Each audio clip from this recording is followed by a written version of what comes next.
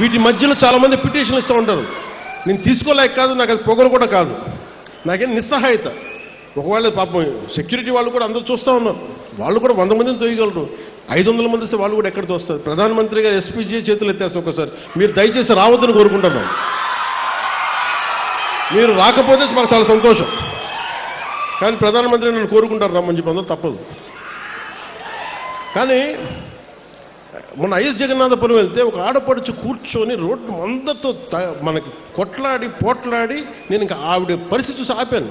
ఇవ్వండమ్మా అంటే ఆవిడొచ్చి ఒకటే ఒక అడిగింది, అన్న మాకు రోడ్డు లేదన్నా ఇక్కడ.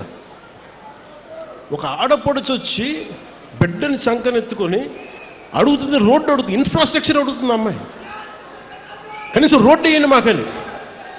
నాకు ఇచ్చి ఒక 2000 పెన్షన్ ఇమ్మని అడగట్లేదు ఆవిడ, నా బిడ్డకి ఉచిత చదువు ఇమ్మని అడగట్ల. కానీ ఏమడుగుతుందంటే ఒక రోడ్డు వేయండి అన్న.